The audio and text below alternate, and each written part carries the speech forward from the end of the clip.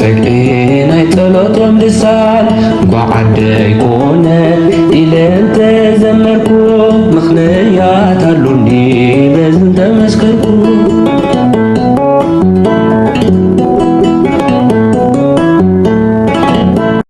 በስመ አብ ወወልድ ወመንፈስ ቅዱስ አሃዱ አምላክ አሜን። በክርስቶስ ክርስቶሳውያን ብወልድ ውልዳን ብመንፈስ ቅዱስ መንፈሳውያን ዝተሰመኹም ስድራ እግዚአብሔር ከመይ ጸኒሕኩም ከመይ ውዕልኩም አሜን። እግዚአብሔር አምላክ ብህይወት ስለ ዘጽንሐና ክብርን ምስጋናን ንዕኡ ይኹኖ እምበኣር ለማዓንቲ ንምሃሮ ሃይለ ቃል እንተዳልዩ ኮይኑ ድማ መቐጸልታ ናይ ዓርቢ ኮይኑ ለማዓንቲ ከም ዝፍለጥ ቀዳም ስዑር ተባሂሉ ብቅድስት ቤተ ክርስቲያንና ዝጽዋዕ እዩ ማለት እዩ። ስለዚ ለማዓንቲ እንታይ ትርጉም ኣለዎ ብምባል ድማ ለማዓንቲ ከም ፍቃድ እግዚአብሔር አምላኽና እግዚአብሔር ክምህረና ክግስጸና እዩ። ስለዚ እዛ ቀዳም እዚኣ ቀዳም ስዑር ተባሂላ እትጽዋዕ ቀዳም ስዑር በዛ ዕለት እዚኣ ጎይታናን አምላኽናን መድሓኒናን ኢየሱስ ክርስቶስ ኣብ ከርሰ መቃብር ዝኣተወላ መዓልቲ ብምዃን ምእመናን ካብ እኽሊ ማይ ርሒቖም ጸይሞም ይውዕሉ። እዚ ከዓ ኣደና ቅድስት ድንግል ማርያም ቅዱሳን ሐዋርያት ተስፋ ዝገብሩሉ ኣምልኾ ብኣይሁድ ካብ ዝተሓዘሉ ዕለት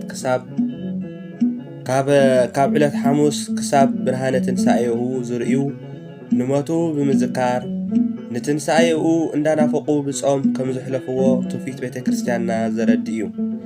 ምእመናን እውን ነዚ ኣብነት ወሲዶም ዝኽእሉ ካብ ዕለት ሐሙስ ዘይኽእሉ ድማ ካብ ዕለት ዓርቢ ኣትሒዞም ክሳብ ትንሣኤ ይጾሙ። በዚ መሰረት ከዓ ጎይታ ኣብ መቃብር ስለዝወዓለላ ቀዳም ብሕጊ እኳ ዘይጽወም እንተኾነ ኣብ ዓመት ሓደ ግዜ ግን ስለ ትጽወም ስዑር ተባሂላ ትጽዋዕ። ብኻልኣይ ድማ ዲያብሎስ ብመስቀሉ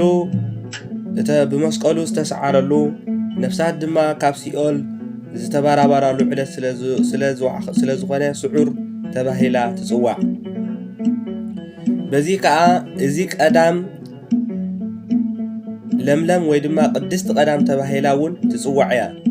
ቀዳም ለምለም መበሊኣ ካብ ሶኒ ክሳብ ዓርቢ ስቕለት ኣብ ስግደትን ኣብ ምጽዋምን ዝቕነዩ ምእመናን ብዕለተ ቀዳም ናይ ንግሆ ጸሎት ምስተፈጸመ ካህናት ገብረ ሰላም ብመስቀሉ ሰላም ገበረ እንዳበሉ ነቶም ኣብ ቤተ ክርስቲያን ዝተኣከቡ ምእመናን ሰቲ ይዕድሉ።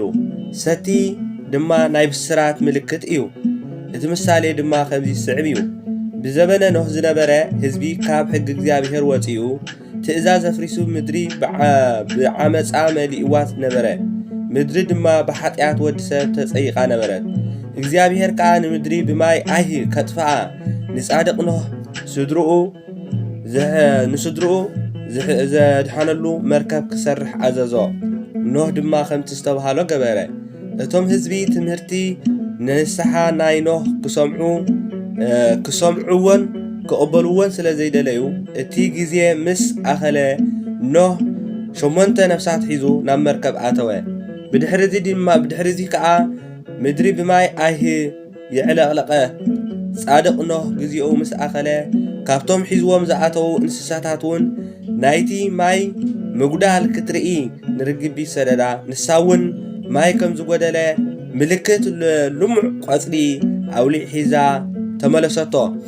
ኖህ እውን በቲ ቆጽሊ ኣውሊዕ እቲ ማይ ከም ዝጎደለ ተረዲኡ ተሓጐሰ። ዘፍጥረት ካብ 1 ክሳብ 29 ዘሎ ሃይለ ቃል ማለት እዩ። ከምቲ ሰቲ ምንቃጥ ጥፍኣት ማይ ብመበሰሪ ዝኾነ ሕጂ እውን ቅድስት ቤተ ክርስቲያንና ብሞት ክርስቶስ ሞት ነፍሲ ካብ ደቂ ኣዳም ከም ዝረሓቐ ክተበስር ብካህናት ኣቦታትና ኣቢላ ሰቲ ትዕድል እያ። ምእመናን ከዓ ነቲ ናይ ድሕነት ምልክት ዝኾነ ሰቲ ከዓ ኣብ ግንባሮም ይኣስርዎ። ስለዚ ቀዳም ቅድስቲ እያ።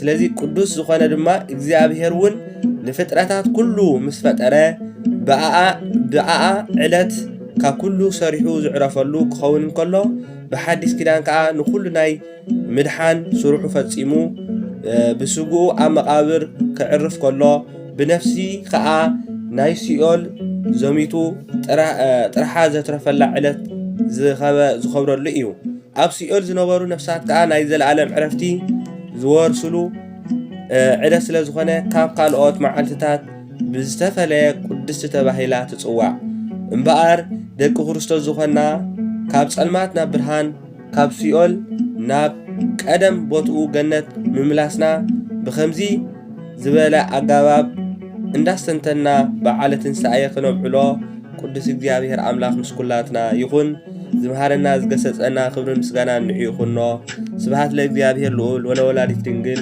ወለመስቀሉ ክቡር ይትአኮት ወይሰባህ ስሙ ለእግዚአብሔር አምላክነ ወትሮ በኩል ጊዜ ወበኩል ሰዓት አሜን።